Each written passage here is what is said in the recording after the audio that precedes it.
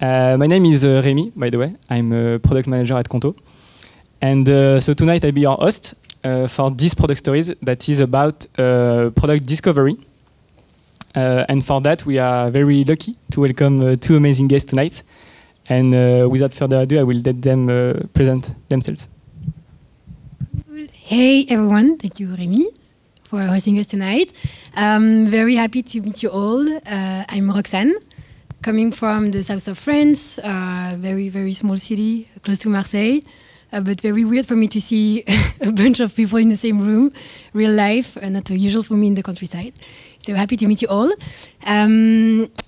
Talking a bit about me, I've done all my career in user research, starting about 7 years ago, working at first for big corporations, Amazon, Facebook, Air France, a lot of bank and insurance as well.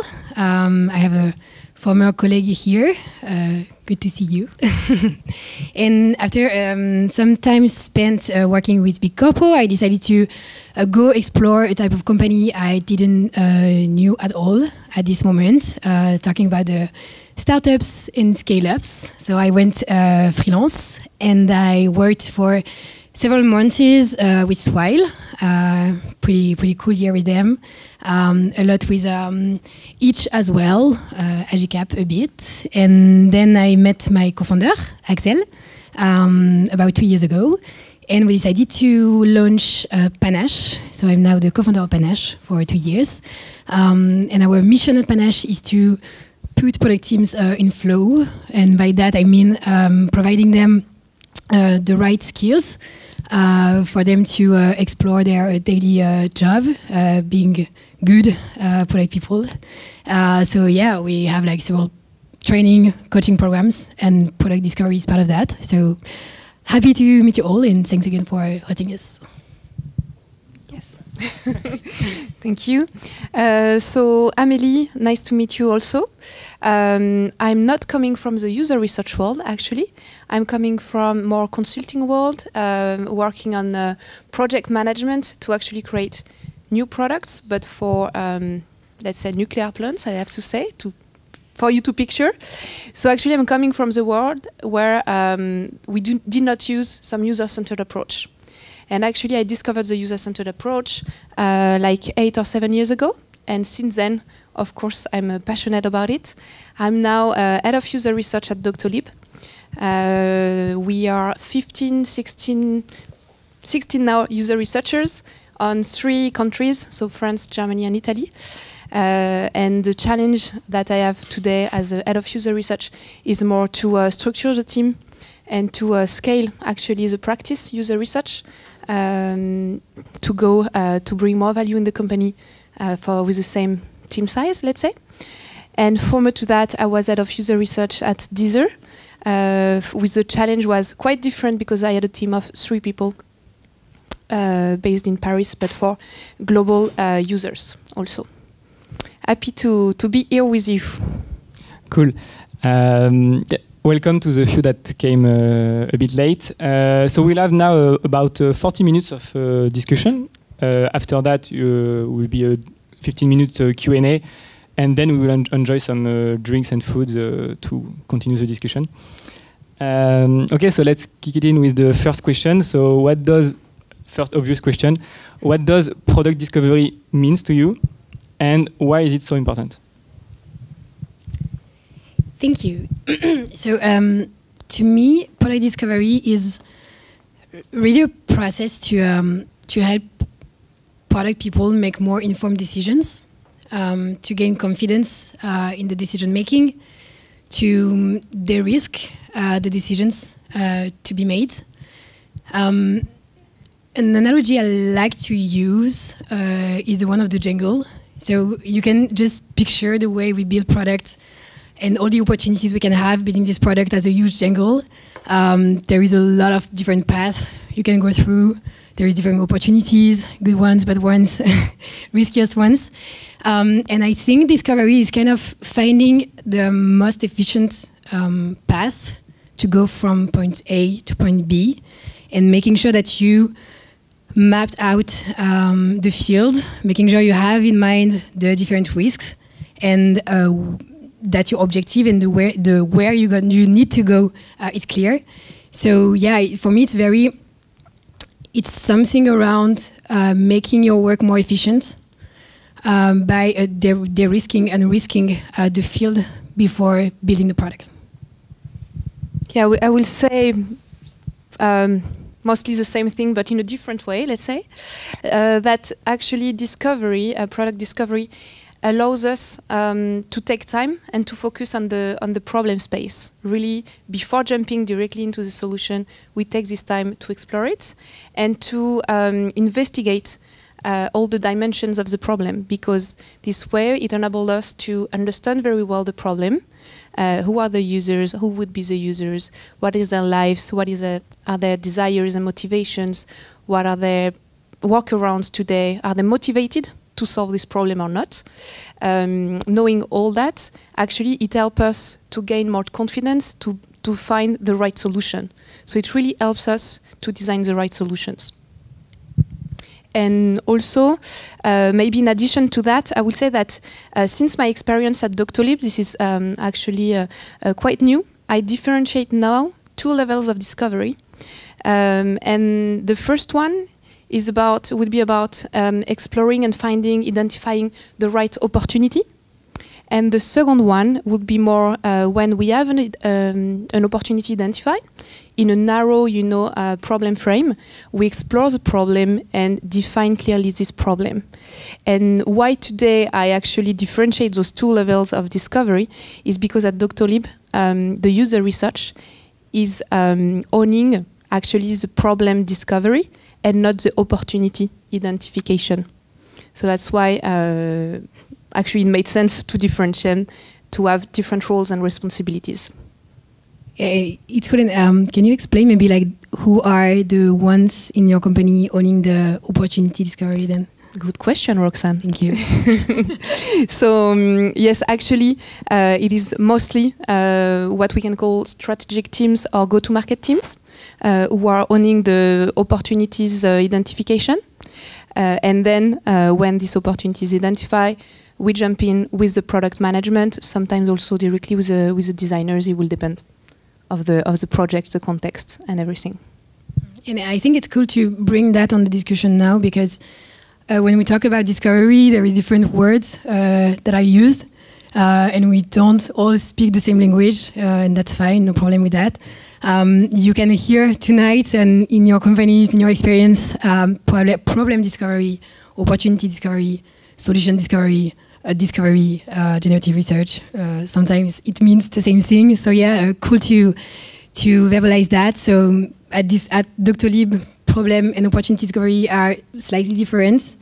In my vision, when I talk about problem discovery and opportunity discovery, it means the same. It's really mapping, understanding the problem space. What are the opportunities for you, your product, your business within the problem space?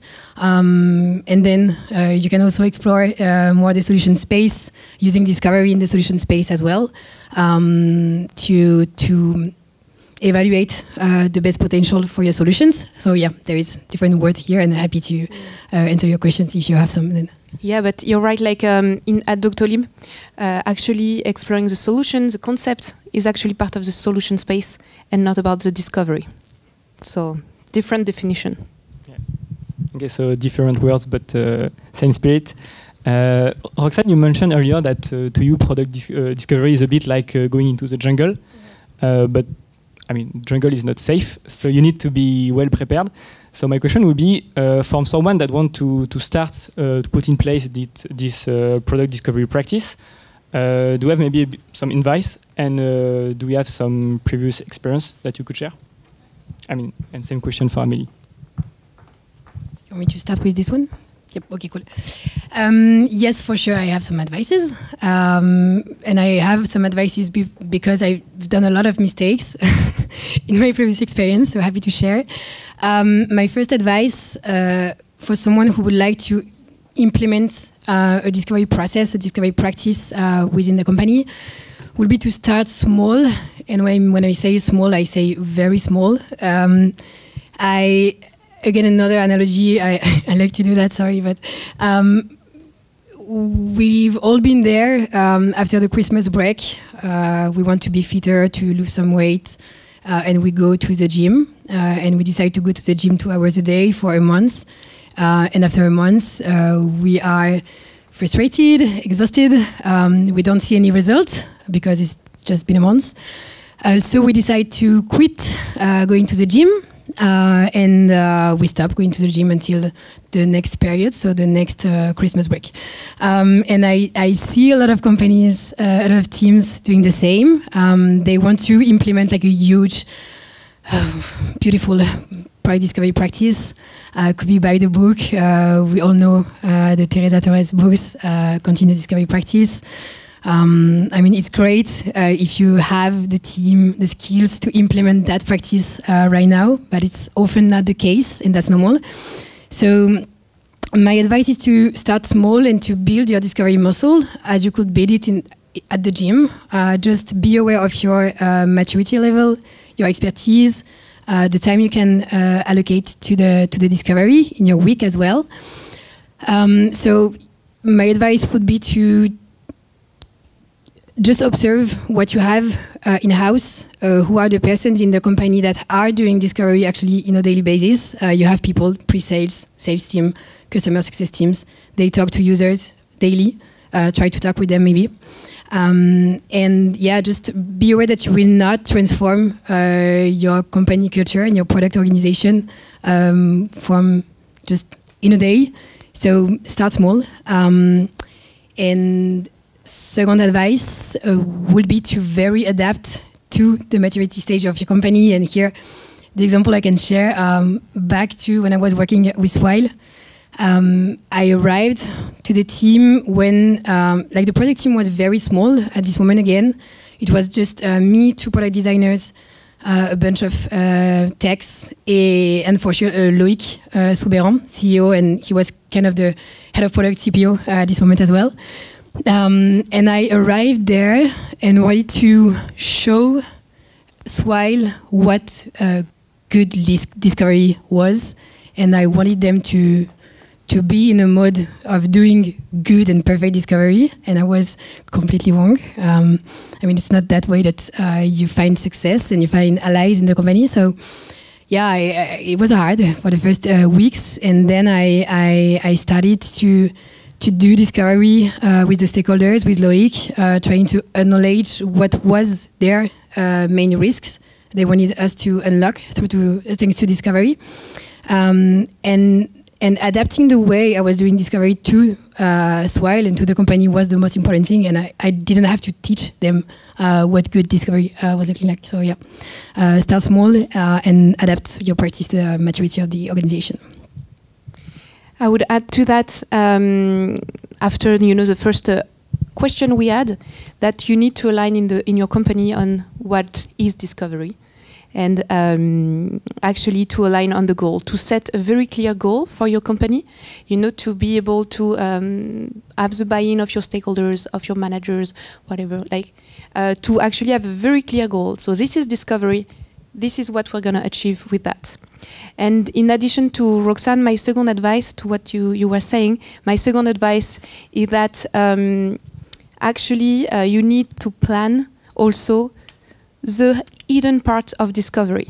So of course discovery seems cool because you go in the field, you go to see your users in their environment, if you're lucky and there is no COVID, you interview them, you meet them, but actually all the second part of it takes a lot of time. So in general, what we have in mind is that it will take as much time as collecting raw data to analyze it. So I would say, as an advice, to plan this analysis part, but also to plan and to prepare a method, a system to actually collect your raw data efficiently and to analyze it efficiently and to store all this data, all this knowledge, to be able to find it back efficiently and easily. So really to structure everything around discovery if you want to launch a practice. If you want to launch one project, of course, plan the analysis, but if you want to structure something, be careful of this hidden part that sometimes we do not plan, but takes a lot of time. Yeah, and I agree with that. And I think this time is very the time of becoming from, like, when you do discovery, the objective is not for you to learn things. It's really to allow actions and allow decision making. And if you don't plan to turn what you learned into action, I mean, you just worked for nothing. Like, good or bad, you really worked for nothing. Yeah, very good. Thank you, Roxane, because it made me think again about an example we had at Deezer, actually.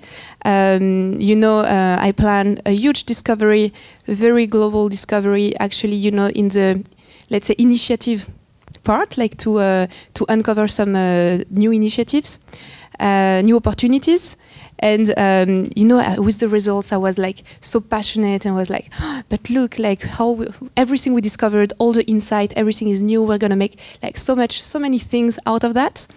But I had not planned before time, you know, like how to transform that, how to transform those insights, those knowledge into concrete actions. And actually, it's really part of the job of the user research to transform those knowledge and those findings into concrete actions, into decisions. And you have not done your job until there is at least one decision made on your insights. And this was a good learning also from my experience at Deezer. Yeah, so cool. And that lends me to another advice. I hope it's not too much advice to start. But yeah, the last one I have for you guys is maybe to make sure about the final outcome, like the final expected outcome of your discovery, because we see often, people going into discovery and never come back, and it's very easy to fall in love with the process, to fall in love with the way of learning things, talking to customers. It gives us a lot of sense for our work and about our why, so it's cool. But don't forget to come back, and it's easier to come back if you set it up front, what you are trying to achieve. So yeah, just don't fall in love with the process. Okay. Yes. So actually, don't fall in love with the process is very interesting, and you explained that when you start to put in place this practice, you need to put clear goals. Do you have maybe some advice about the timeline, like how fast can you expect to have some results? And the underlying question would be, okay, how do I know that I'm on the right track, that I'm about to have some results? Okay, so it's an interesting one, and one of my favorite actually, talking about discovery, so it's cool. Back a few years ago, just to provide you a bit of context, back a few years ago, generative research user interviews were discovery for me. I had a feeling I was learning things thanks to users, so I used test techniques, for example, interviews, to learn things, and maybe I was supporting decision making after that. I was not sure at this moment. And I think that my vision of discovery and the impact of discovery was completely transformed when I started to think and make sure that everything I was doing was on purpose to reach a specific outcome. And I think this first step is very important. Again, questioning the why.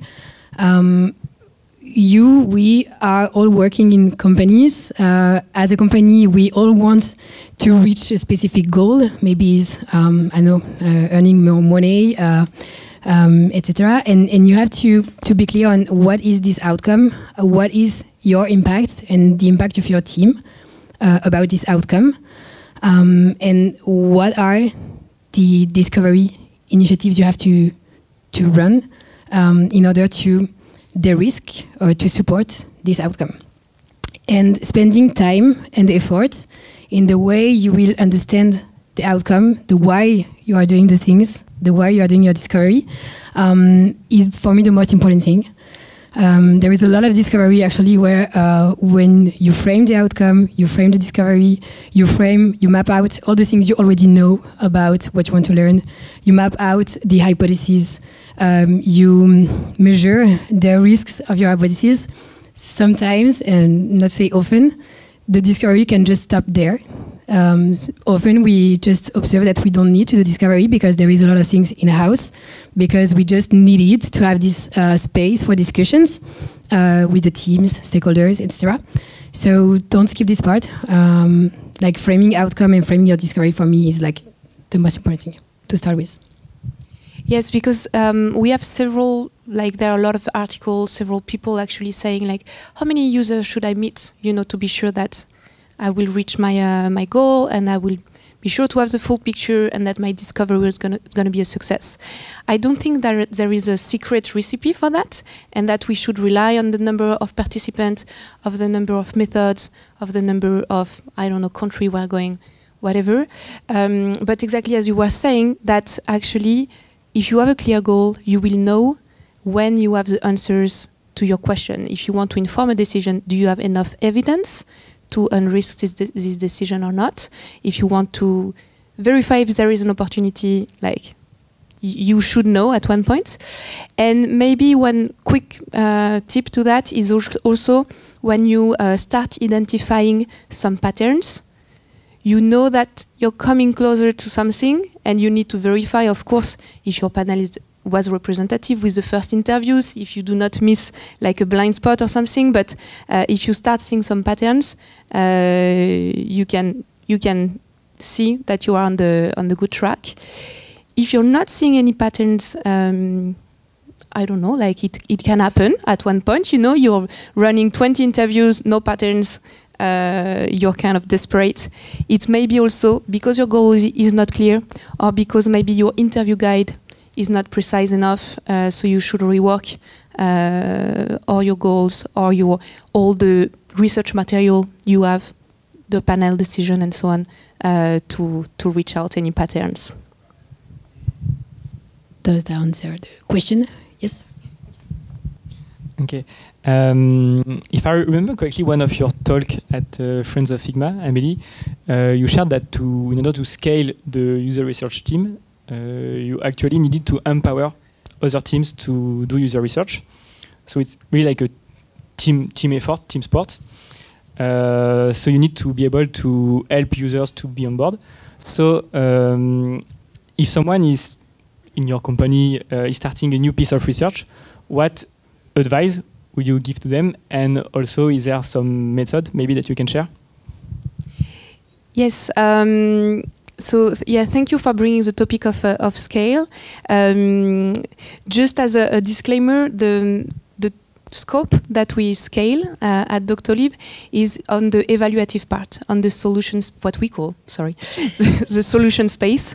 And for the discovery, we have more coaching and more accompaniment. But for the tips, really the first one will be about the posture and to listen. Really to listen and to have kind of what we say, the child eyes and the child questions, always asking why, even for some patterns that are very obvious for us. You know, like this is something we call, and sorry, I do not remember the name of the guy, but habituation.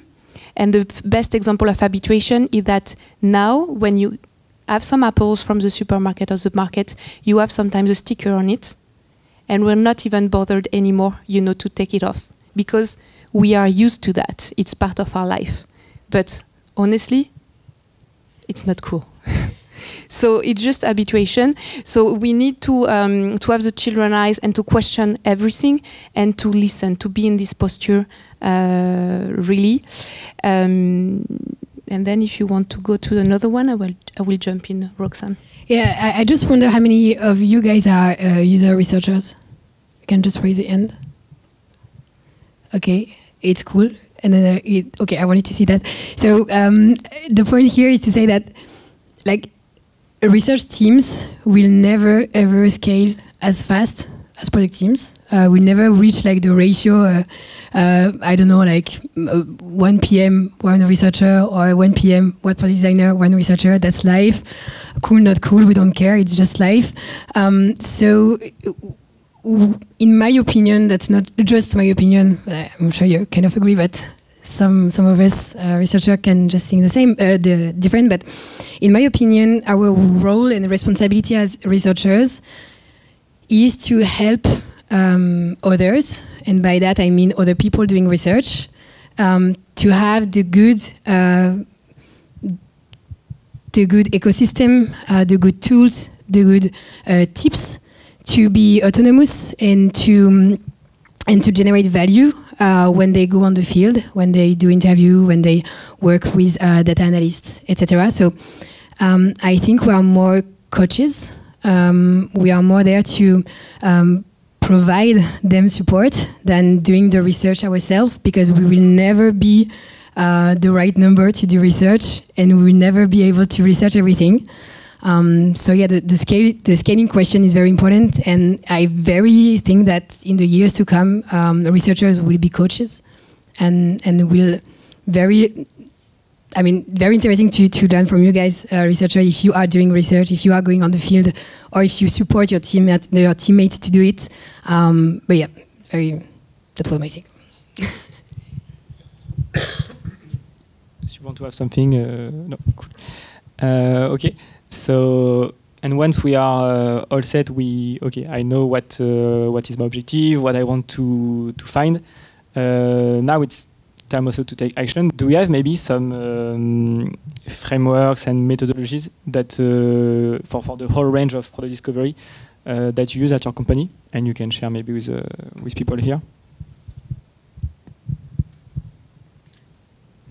Do you hear me? Yes. Okay. Sorry. Okay. So. It's a fun one, because just to give you some info, my company is Panash, so we are 3 co-founders and 1 employee. So the framework we use in my company are like pretty scrappy ones, and that's normal. But what we used to teach and what we used to see working in our past experiences, talking about discovery, I don't used to talk about frameworks or proper method with clear steps, etc. For me, discovery is more about a flow. I see that flow having like 4 main steps, and in your discovery adventure, maybe you will have to go through each steps in that order.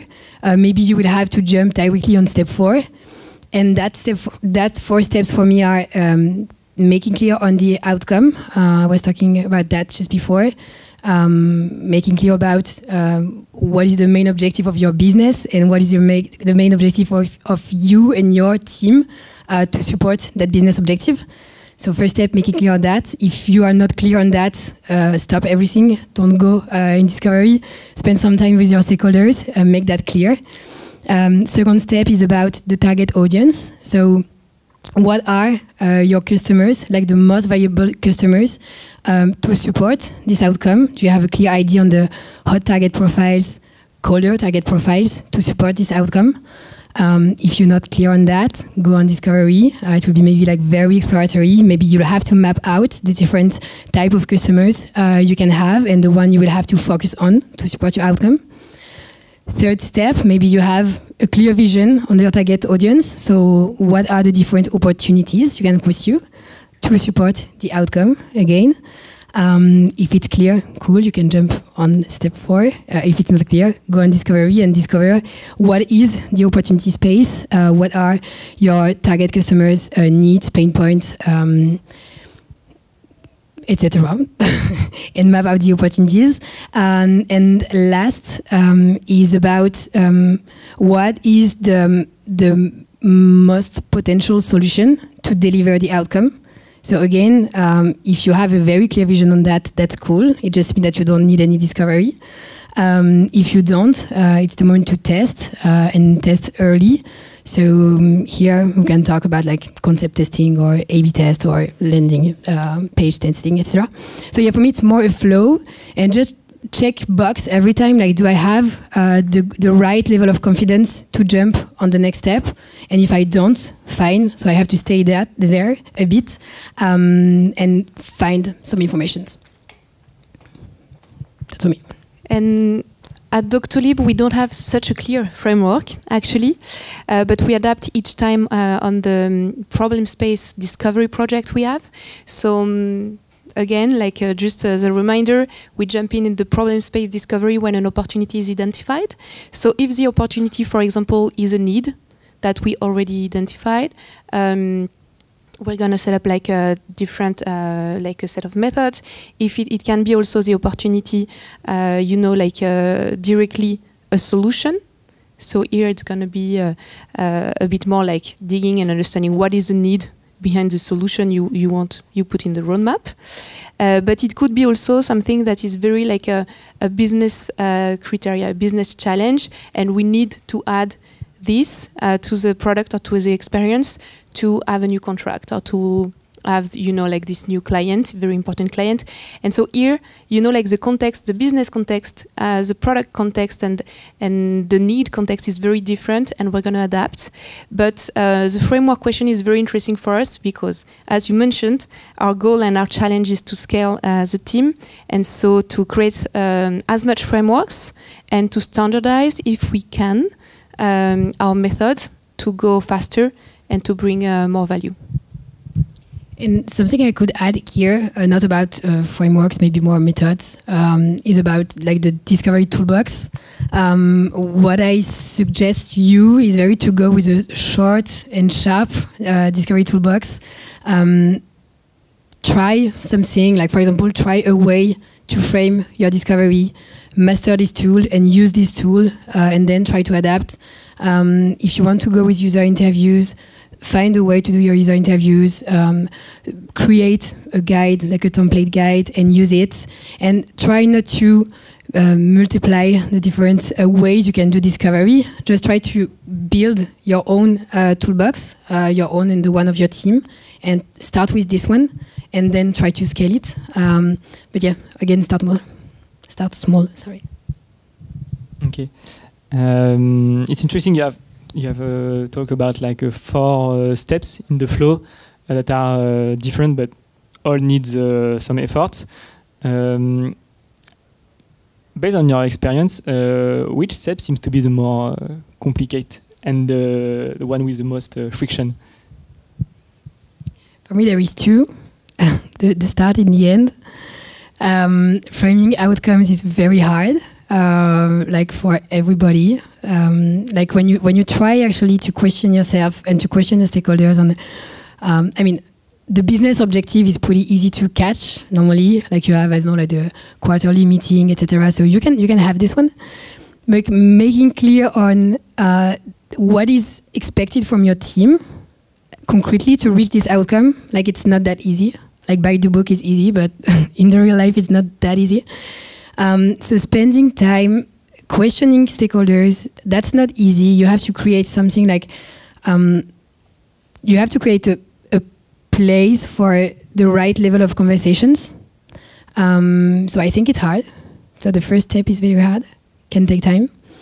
And then at the end of the day, again, discoveries aim to support decision making, and pitching your decision making to stakeholders is hard. You, at the end of your discovery, you have like a set of data, insights you can use, but it's pretty hard to articulate and say, okay, I assume that this is the best bet we can do now because blah, blah, blah. And articulating the way we pitch the decision making is not that easy. Sorry, it's kind of a one shot. You did a great job. You learned a lot of things. How to present that and how to get a buy-in, that's not easy. So yeah, I would say first step and last step. Yeah, the last step is really a challenge, because even like what we see in the teams is that you are proud of what you've learned. You fall in love with all the users you've met. You want to share all the stories and so on. But actually, the stakeholders has one decision to inform, so it doesn't care of your 60 pages report. That's why it's a bit exaggerating here, but you know what I mean, like to select the right insight and to always think impact first and what is the value that is expected from me, and actually what was the outcome since the beginning, and to go back to it and to inform your stakeholders with the right elements. Okay. You have talked at the beginning and also a bit later about user interview. So going into this topic, which is pretty important and that we are all interested in, my question would be, what are your tips for someone that is conducting generative user interview? Open question. Yeah, I will say to be adopt children eyes and attitude on that and really listen. As Roxane, you briefly mentioned, prepare a discussion guide. The advantage of our discussion guide in user research in generative study is that it's a semi-structured. You don't have, to list all the questions and to say, sorry, user, we're not going in this direction. Let's go back on question 2.b before answering that. You can actually switch the topics, so you are kind of free. What I like to do when I do user interviews like that is to have a very clear picture in my head of all the topics I want to tackle. Of course, I will have written and prepared in advance key questions with great wording, open questions, like sometimes in the flow, you lose, the perfection of how to ask unbiased questions. It can happen. So to have this picture in mind of all the topics you want to tackle, to be sure that even if the user is taking them one way or the other way around, you cover them. So those would be my topic. And again, to repeat what I said a bit earlier, to prepare how you collect your data. So do you have a template with your team? Because if you're lucky, you're going to have different note takers, different stakeholders taking part of your interviews, and they're different. So brief them, provide them a template. So this way it's going to be easier for you afterwards to perform the analysis. But also, like talking about stakeholders participating to interviews, it's important to do a first brief after the interviews, because if some stakeholders just join you, let's say for 2 interviews, 3 interviews, they may go back to that desk and to their decisions with false assumptions because they wouldn't have seen the full picture. So it's important at the end of the period of interviews to actually have a short debrief to be sure that they're not misinterpreting and having like just one part of the picture. So cool. And just a question for you guys. How many of you are using user interviews in Discovery? Okay, cool. How many of you are struggling with them? Wow, no one. Cool. Okay, some of you. How many of you are struggling with user interviews? Okay, not that much. Cool. Okay, that's actually one of my favorite topics. I really agree with the fact to prepare the interviews. Something very important for me is that even very exploratory research has to be prepared. You have to frame your research. You have to frame what you expect to learn, why, and what type of questions you can ask your customer to help you meet your objective. So yeah, preparation for sure. Regarding the interview guide, I always use an interview guide. I know some people don't use anything. Big fan of them, but I can't do that. And I really suggest you to limit the number of questions you ask. For example, for a 30-minute interview, I used to ask 3 to 4 questions maximum. And then I use like a set of follow-up questions. But making the exercise to keep the number of questions pretty short very supports you and force you to truly listen to your customer and to make sure that you capture the full story and that you dive into the story like pretty deep. So keep the number of questions short, 3, 4 for a 30 minutes interview, 5, 6 for an hour interview. I use also to use a framework called the TED-W framework, which has been created by Nikki Anderson. It has transformed my practice as well, actually. The TED-W frameworks mean starting each of your interview questions by tell me more about, blah, blah, blah. Explain me why, describe me, and walk me through. And that way you make sure that no one of your question is biased.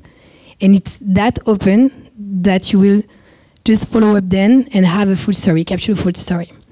So very encourage you to use that. And third tip for me, and it's about like kind of close of the last you gave as well about analyzing. Mine would be to synthesize on the go. I know that by the book, again, I love Teresa Torres, but by the book, we can hear that you should synthesize each interview right after the session, right after the interview session. I mean, it could be perfect, but in the real life, it's kind of hard to find the time for that. But I really encourage you to take 20, 30 minutes the same day that your interview happened to synthesize what you learned, to capture the most important information you had. By that I mean the key facts, the ID card of your participants, or name, company, things like that, just to remember the guy or the girl. And what are the needs, pain points. That way, so yes, it's a bit of time spending after the session, the same day than the session. That way you can just maximize your analyze.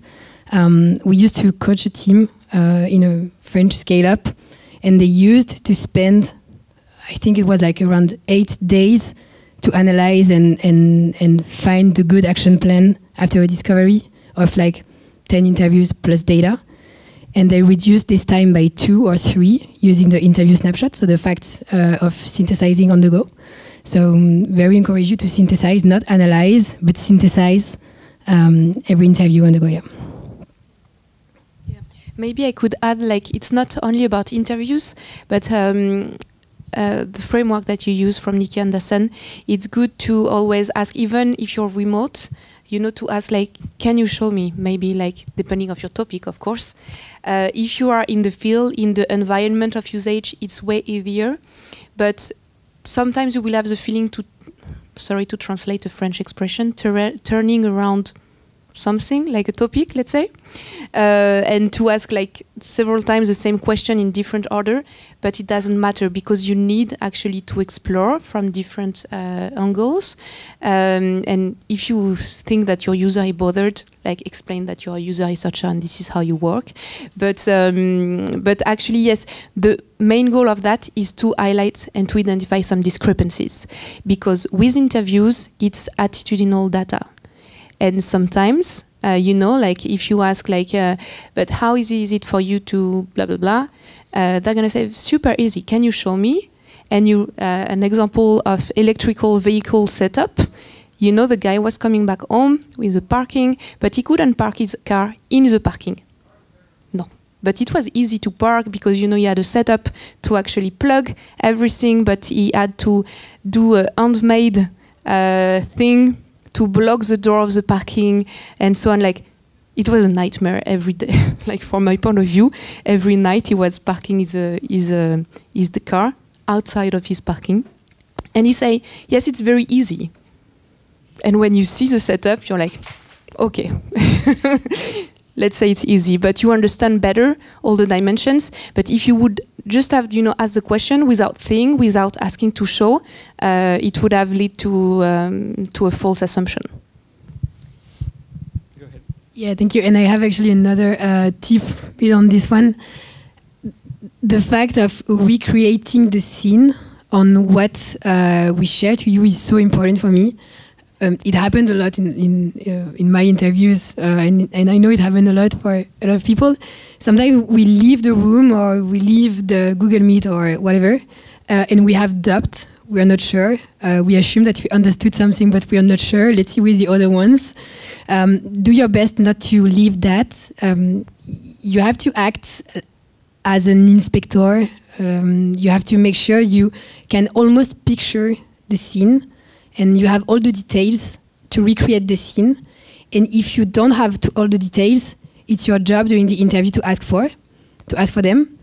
And to have all the details, in my opinion, there is nothing more interesting than asking for examples. So if you ask, okay, you told me that, can you give me an example, or can you describe me the last time you did that? It's very important. You should be able to see it in your brain. So, yep. Just recreate the scene and ask for example a lot. Yeah, and there is a useful framework for that, even more like if you are with non-researcher taking notes and so on. It's called the AEIOU, like activities, interactions, environment, objects and users. And so it enables you, to have a mental list also of everything you need to check and everything you need information on to get out of the interview with a peace of mind. It's cool. And again, we love the topic, sorry. I don't know if you can have the privilege to go in interview with a team member, with someone from your team. Being two in the interview room is great because you have one way to perceive the word. You have one way to capture the information. So it's great just to have someone else with different years to make sure that you capture it well. So if you can have someone having the role of note taker or just being there to make sure you have it right, it's perfect. Yeah. Cool. Thanks a lot. I guess it's time for questions, if you have some. So we'll have someone that pass the mic around the audience. And yes, go ahead. I will leave you. Hello. What do you have some example about objectives that you have for the framing or at the beginning of the research? Some concrete example. Yeah, about when I was talking about outcomes, for example, or discovery objectives, things you want to learn.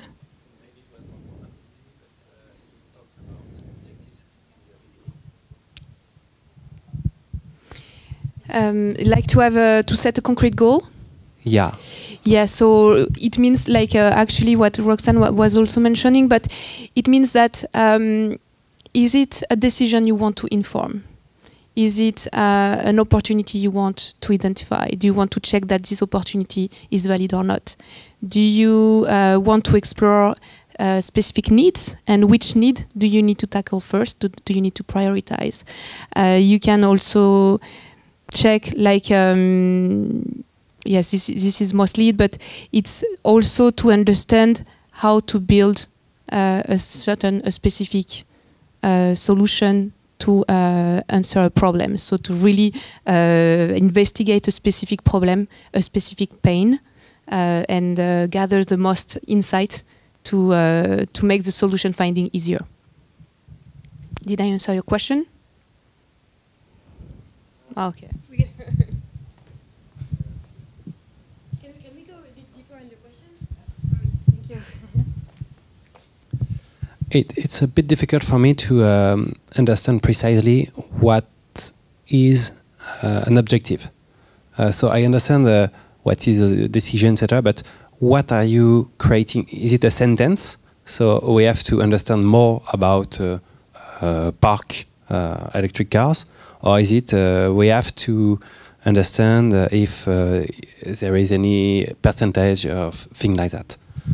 So I will give you a concrete example, but it could be like, for example, like if there is a need identified, like some of the practitioners, they need, let's say, let's find an example. They need to set up some prescription, to write some prescription to the patient. How do they do that today? Like, what solution should I build? Like, how is the problem looking like?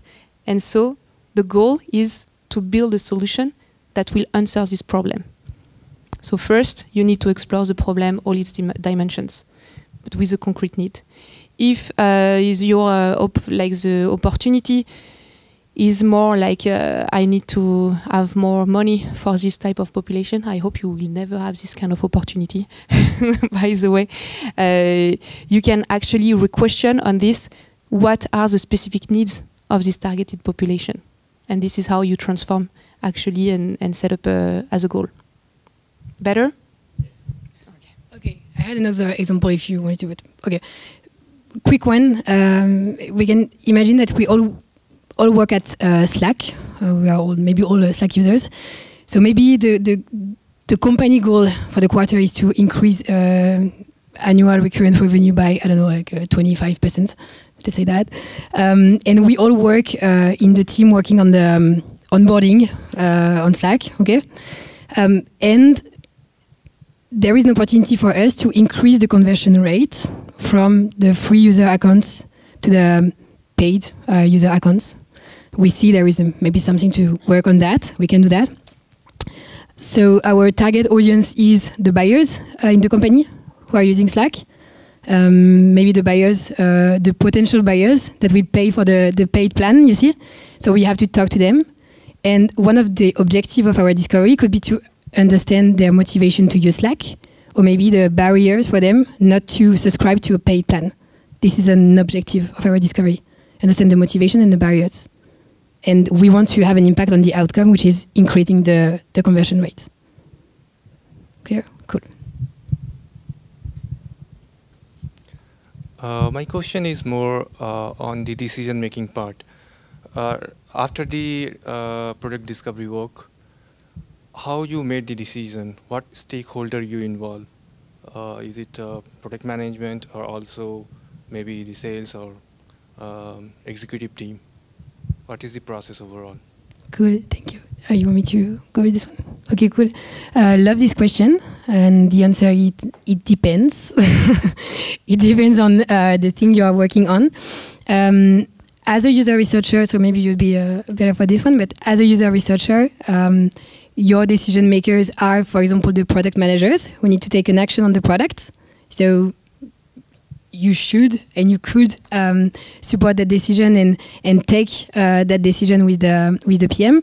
If you are a product manager, for example, again, we work at Slack, etc., and we find a huge opportunity to support free user accounts to go on paid accounts. Maybe we have to convince our CEO or CPO. So this is the stakeholders you have to have around the table, and about how to work with them. First, I think it's great if you onboard your stakeholder pretty early in the process. So when you frame the outcome and when you frame the why of your team and why you're working on that specific thing for the quarter, make it clear that it's all clear for everybody, including the CPO, for example, on that case. And then have regular moments of discussion with your stakeholders along the discovery. Something that worked pretty well is to send to your stakeholders, so for example, again, CEO, CPO, other, a 5-minute Loom every week just to inform them about where you are at in the discovery process, what are the blockers, what is the next thing out, so that when you arrive at the end of the process, there is no surprise, and you just have to work again toward that decision to make the action. So make sure to have no surprise at the end, onboard the stakeholders at, like when you start your discovery, and find the right way to communicate with them. Yeah, I would add that to have that buy-in also, like all along. Yes, since the beginning they need to be involved, and sometimes a research plan that nearly everyone can sign at the bottom is needed, because they may change their mind and so on. I would also add that it's important to align and to specify the wording and the vocabulary. What actually we are meaning by this method, what does it mean, what will be the deliverable, the outcome, what they can expect. And of course, if they're available, like I hope they are, to invite them during the process of discovery, during the interviews in the field, the first brief, of course, but also why not in the analysis.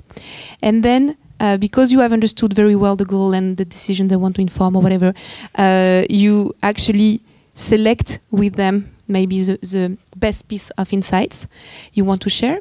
And I would add, like, of course, your goal and your job was to answer a research question for a specific stakeholder. But you can, depending on your stakeholder, and the project, you can involve in the process also the data team and the designers, of course. The data team will help convince some stakeholders that are more figures oriented, with usage usage data to back you up also. And I would say also that in general, discovery research, depending on their scope, can be very interesting for other people in the company. So it can be either you or your manager helping you to spot those people and to actually make the most value of your research and of your time and increasing ROI of your user research. Sorry to be head of user research here, but I have to think about it and to be prepared with different elements of language. Like if it's your direct stakeholders, maybe more detail.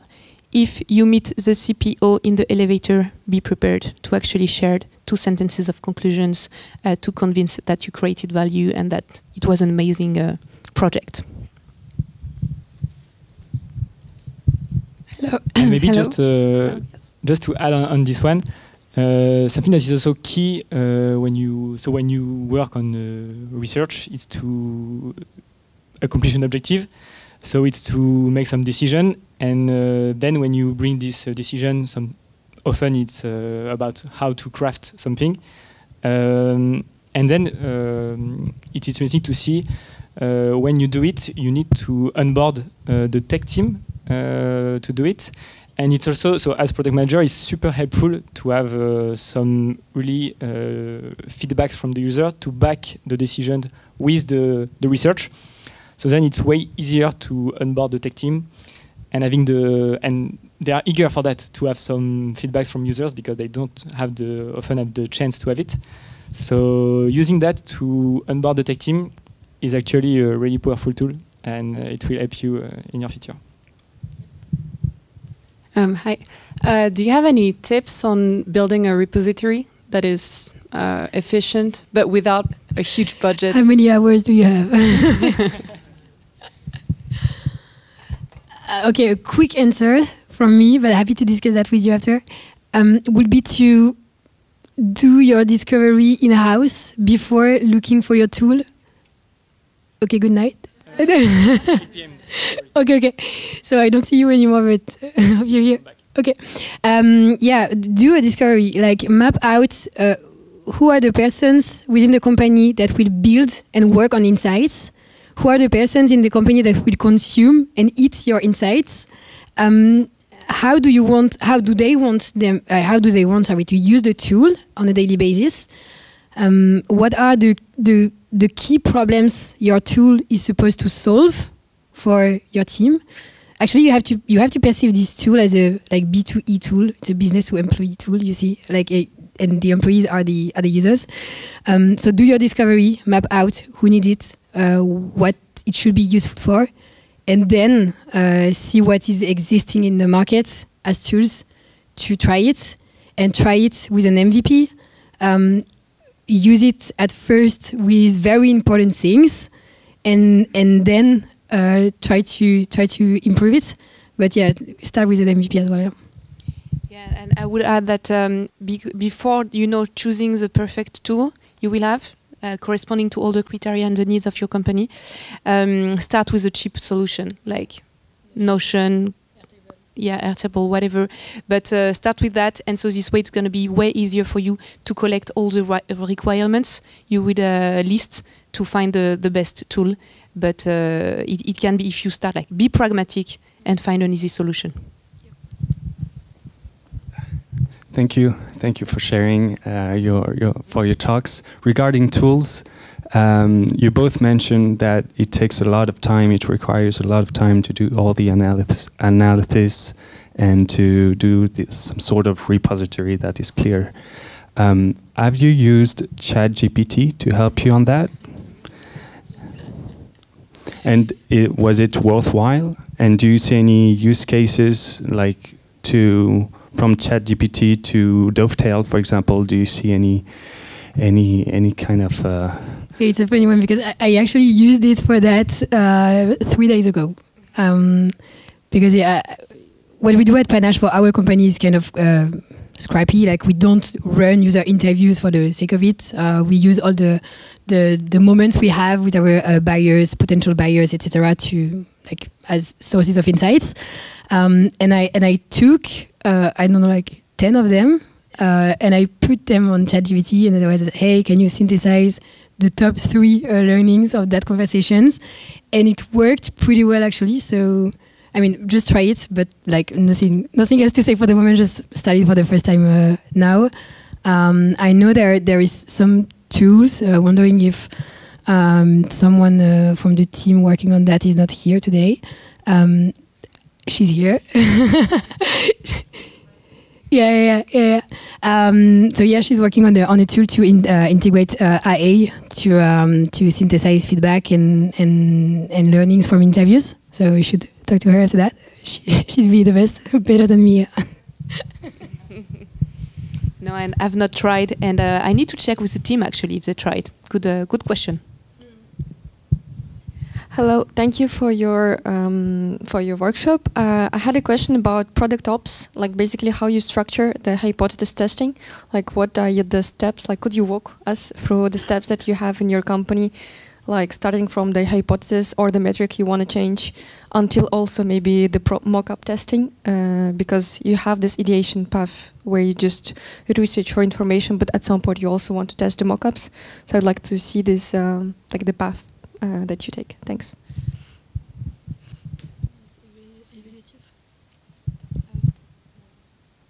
Okay, okay, I'll take first.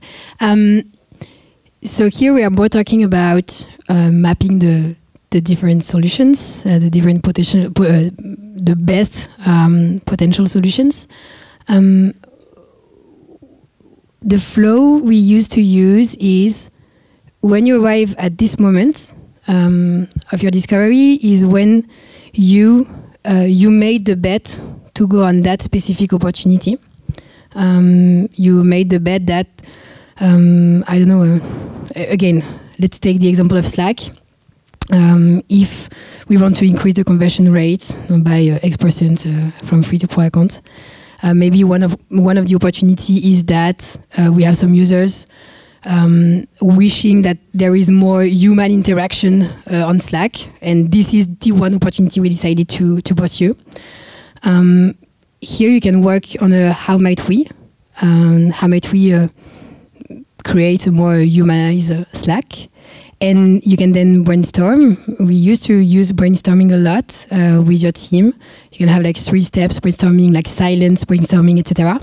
To have like a team power working on the solution and not jumping directly on the prototype part, which slightly like become the job of the product designer, and that's a shame actually. You see, you should work together on what could be the best solutions.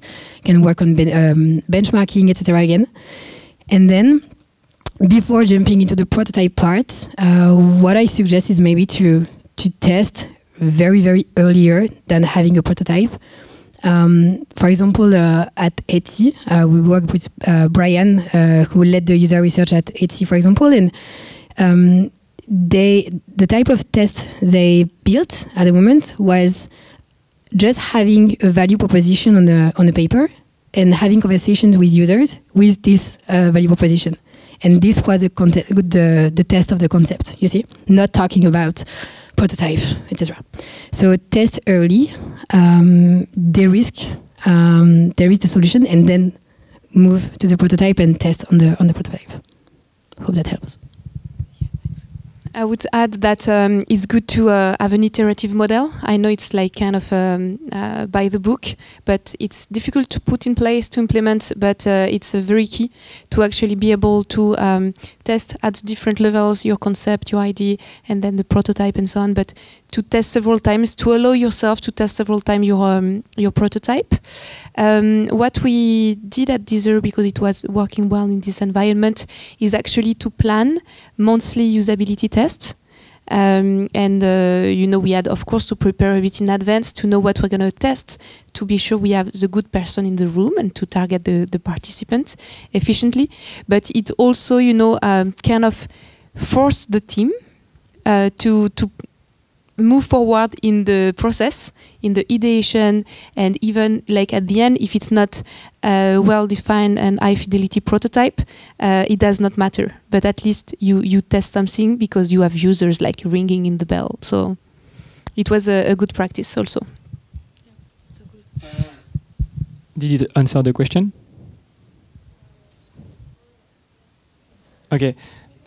Cool. If you have any question, no worries. We'll be able to discuss about it right after with some drinks and pizzas. Maybe just a last word if you want to share something with everybody here before we wrap up. Thank you so much. Thank you, Amélie. Always happy to have a discussion about that with you. Thanks, everybody. I hope you liked it and it helped a bit. And yeah, happy to talk about, I don't know, like training, coaching program we have. After we have a new cohort on product discovery starting pretty soon, in a few weeks. So don't hesitate to talk with me. I'll be around, close to the pizza and the beer. But yeah, thank you so much. Yeah, and very happy each time, to share experience. Do not hesitate, like if you have any question and experience to share, and all the dimensions of user research. Always good to share stories and experience.